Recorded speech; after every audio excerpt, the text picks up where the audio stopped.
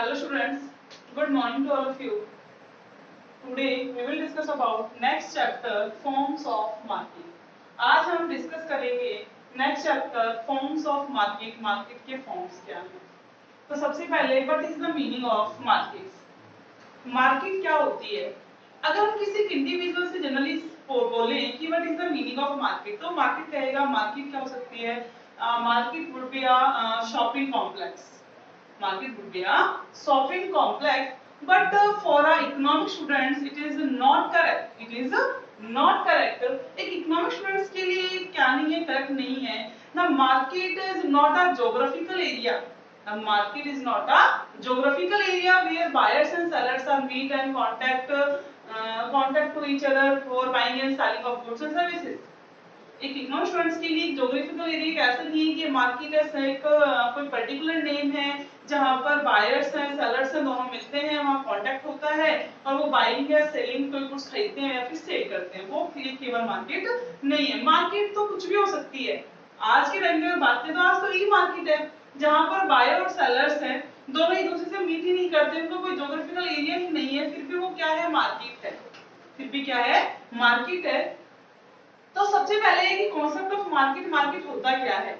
तो market, the concept of market refers to all such system. वो सभी systems और अरेंजमेंट, वो सारी arrangement that bring the buyers and sellers, जो क्या करता है बायर्स को सेलर्स को एक कांटेक्ट में लेकर आता है. Bring a buyers and sellers in contact में लेकर आता है विद ईच अदर, एक दूसरे के, टू सेटल करने के लिए the sale and purchase of goods, जो गुड्स को क्या कर सके, सेल कर सके और परचेज कर सके.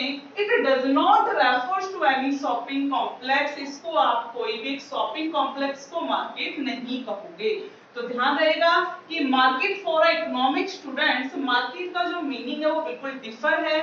मार्केट का मीनिंग तो वो सभी सिस्टम है, और सब सिस्टम वो सिस्टम और अरेंजमेंट, वो arrangement that bring the buyer, जो लेकर आया है बायर्स को सेलर्स को एक कांटेक्ट में विद ईच अदर, एक दूसरे के क्या करने के लिए, to settle the sale and purchase of goods and services.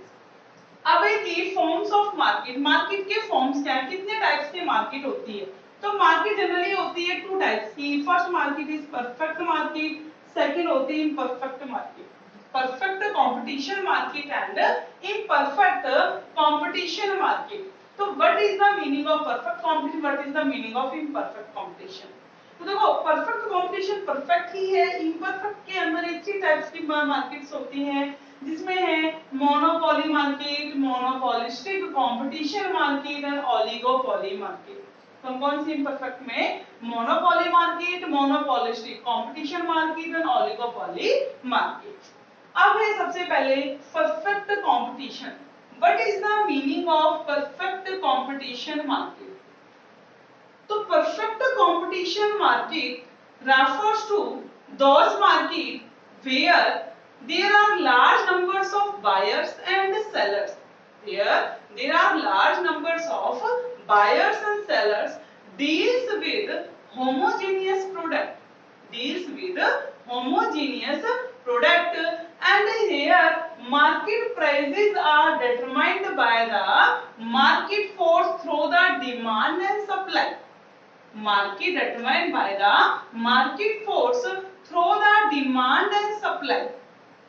Perfect competition market एक वो मार्केट होती है जहां पर बहुत सारे बायर्स होते हैं, बहुत सारे सेलर्स होते हैं, और वो डील किसमें करते हैं, होमोजीनियस प्रोडक्ट. मतलब कि प्रोडक्ट कैसा रहेगा, होमोजीनियस, एक जैसा प्रोडक्ट होता है. इट मींस कि परफेक्ट सब्स्टिट्यूट्स. कैसा होता है, परफेक्ट सब्स्टिट्यूट्स, मतलब उसके जैसा ही प्रोडक्ट मिलेगा, चाहे वो साइज में हो, शेप में हो, कलर में हो, प्राइसेस में, किसी में भी हो. कैसा होगा, सेकंड प्रोडक्ट उसका होमोजेनियस होगा. या फिर हम ये कह सकते हैं जो दो प्रोडक्ट है उनके बीच में जीरो डिग्री ऑफ डिफरेंशिएशन. क्या हो, zero degree of differentiation. It is called perfect substitutes. तो होमोजेनियस प्रोडक्ट में डील करते हैं, और वहां जो प्राइस डिटरमाइन किए जाते हैं, all prices are determined by the market force.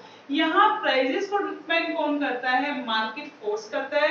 किसके थ्रू करता है? Through the demand and supply, through the demand and supply. ये है परफेक्ट कंपटीशन मार्केट। क्या कह रहे हैं? Refers to those market where large numbers of sellers and large numbers of buyers of a commodity, जहां पर उस कमोडिटी के बहुत सारे बायर्स हैं, बहुत सारे कौन है? सेलर्स हैं। अब इसके फीचर्स क्या है परफेक्ट कंपटीशन मार्केट के?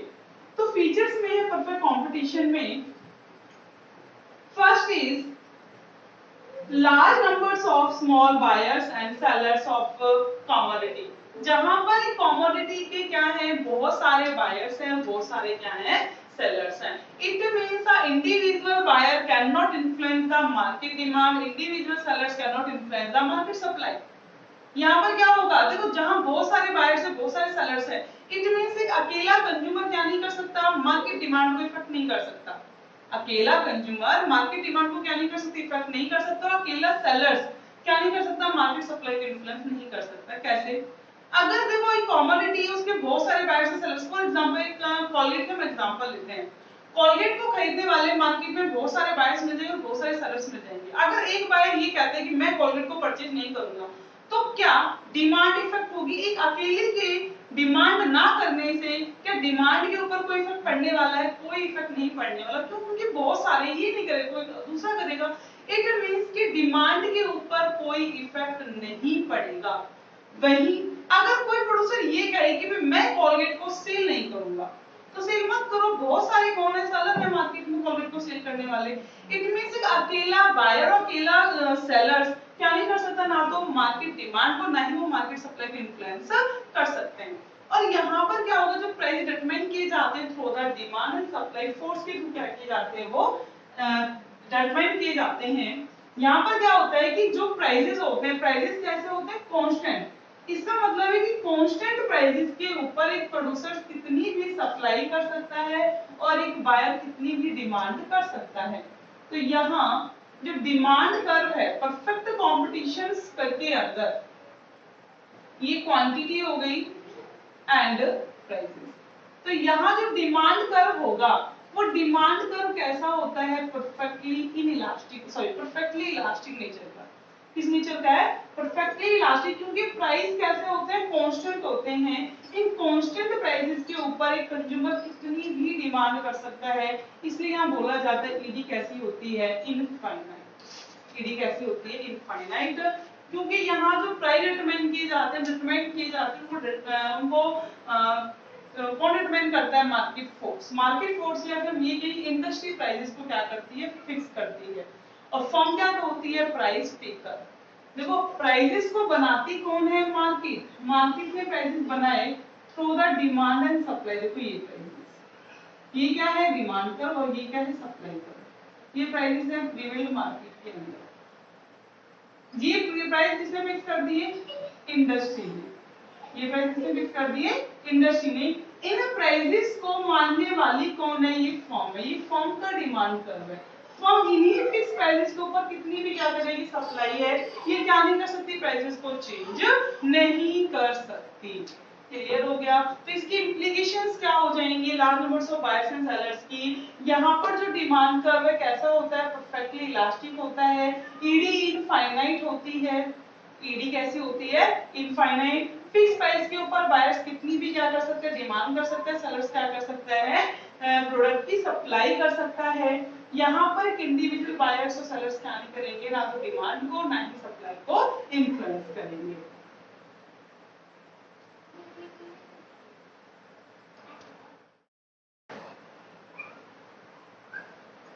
नेक्स्ट है features homogeneous product. Perfect competition market के अंदर जो प्रोडक्ट होता है वो कैसा होता है? होमोजेनियस। मैंने अभी भी बताया था, जैसे होमोजेनियस का मतलब है जहां पर जीरो डिग्री ऑफ डिफरेंशिएशन होता है। मतलब कि प्रोडक्ट का साइज, शेप, कलर, प्राइस सब कैसे होते हैं? सेम होते हैं। दूसरे प्रोडक्ट से जो प्रोडक्ट होता है उसमें डिफरेंस, जीरो डिग्री का डिफरेंस होता है, कोई डिफरेंस नहीं होता। तो सिमिलर एक जैसे ही प्रोडक्ट क्या किए जाते हैं? मार्केट में सेल किए जाते हैं। तो जब एक जैसे प्रोडक्ट मार्केट में सेल किए जाएंगे, इससे क्या होगा? ना तो बायर का एक्सप्लोइटेशन हो सकता है, ना ही सेलर का एक्सप्लोइटेशन हो सकता है। बायर का तो कैसे एक्सप्लोइटेशन होगा? By the supplier. By the supplier किसका बायर का क्या नहीं हो सकता, एक्सपोर्टेशन नहीं हो सकता, और किसका जो सप्लायर है, जो प्रोड्यूसर्स है, प्रोड्यूसर्स का जो सप्लायर जो रॉ मटेरियल परचेज कर रहा है उससे क्या नहीं हो सकता, उसका एक्सपोर्टेशन नहीं हो सकता।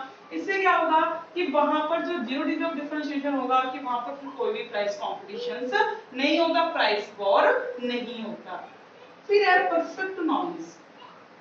तो परफेक्ट कंपटीशन मार्केट में बताया कि जब प्रोडक्ट होमोजीनियस है, बहुत सारे बायर सेलर्स हैं, लेकिन सभी को क्या होती है, नॉलेज होती है। किसको लेकर, प्रोडक्ट को लेकर नॉलेज होती है लोगों को, उनके प्राइसेस को लेकर क्या होती है, नॉलेज होती है, क्वालिटी को लेकर नॉलेज होती है, क्योंकि वहां पर उस प्रोडक्ट को खरीदने वाले और बेचने वाले बहुत हैं, तो सबको नॉलेज होगा, पता है कि ये प्रोडक्ट है। फॉर एग्जांपल लक्स शॉप का ले लेते हैं, तो लक्स शॉप में चाहे कितनी भी क्या आ जाए, एडवर्टीज आ जाए कि ये शॉप आपको 2 दिन में गोरा कर देगी, ये हो जाएगा, वो हो जाएगा, लेकिन सभी क्या कर रहे हैं, उसको यूज कर रहे हैं, सबको उसके बारे में कंप्लीट क्या है, नॉलेज है। बायर्स को भी पता है कि कैसी शॉप है, सेलर को भी पता है कैसी शॉप है, कोई एक दूसरे को क्या नहीं कर सकता, वहां पर गुमराह नहीं कर सकता। तो नॉलेज कैसी होती है, दोनों को सेम होती है, क्योंकि एक जैसा ही वहां प्रोडक्ट मार्केट में सेल किया जा रहा है।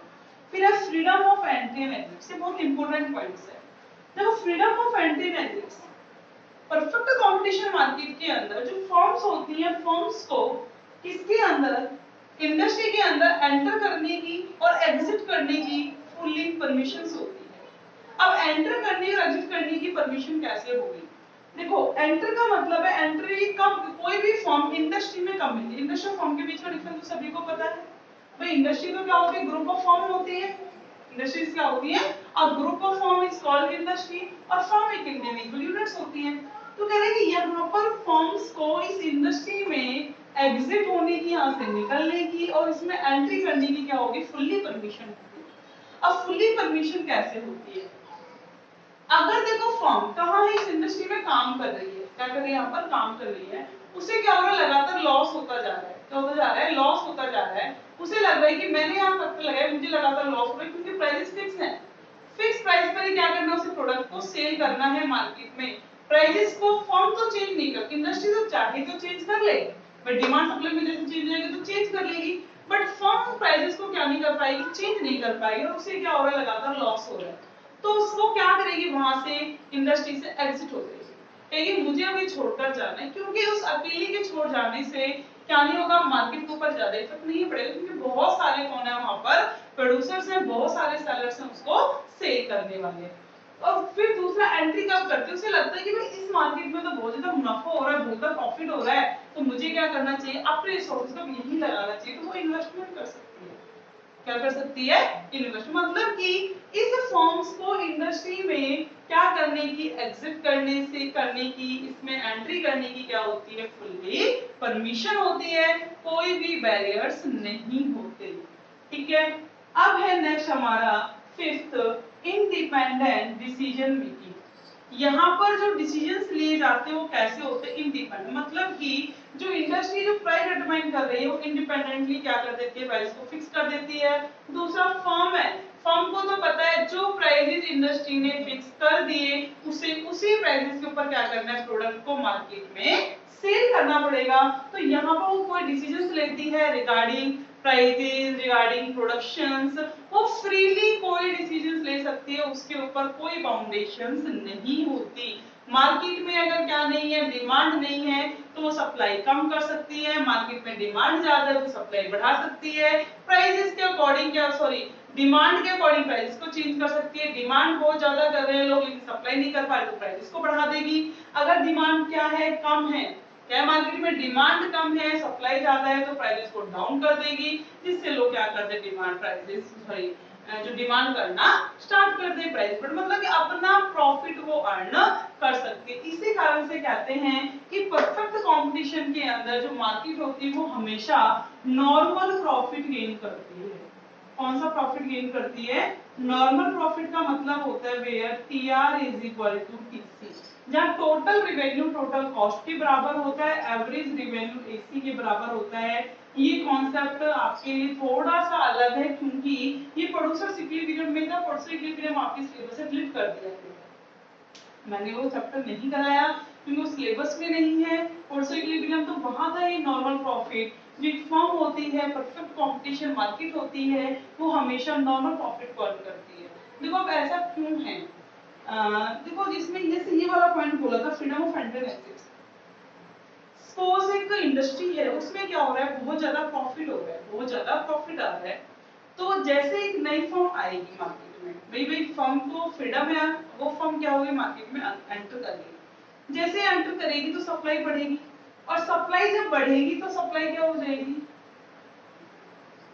बढ़ेगी, क्योंकि जो तो शिफ्ट होती है, और डिमांड में कोई चेंज नहीं है, डिमांड में आया भी तो बहुत कम चीज है, सपोज ये चेंज आ गया तो प्राइसेस क्या हो गए, हम डाउन हो गए, प्राइसेस क्या हो गए, डाउन। पहले बहुत ज्यादा प्रॉफिट अर्न कर रहे थे, अब आगे नॉर्मल प्रॉफिट के ऊपर ही आगे, क्लियर हो गया, नॉर्मल प्रॉफिट हो गया। अगर यहाँ फर्म क्या कर रही है, लॉस, क्या बियर कर रही है, लॉस कर रही है इंडस्ट्री, तो फर्म उसको छोड़कर जाना चाहते हैं, जैसे फर्म उसे छोड़कर गई तो सप्लाई यहाँ से कहाँ पहुंच गई, सपोज यहाँ सप्लाई पहुंच गई सप्लाई, और डिमांड में भी क्या आ गई, कमी आ गई, तो वापिस से क्या हो गया, जो लॉस था, सप्लाई कम हो गई तो थोड़े से प्राइसेस क्या हो गए, बढ़ गए, तो दोबारा से उन्हें लॉस की जगह क्या हो गया, दोबारा से उन्हें नॉर्मल प्रॉफिट हो गया। इसी वजह से परफेक्ट कंपटीशन मार्केट के अंदर जो फर्म्स होती हैं वो नॉर्मल प्रॉफिट को ही गेन करती हैं।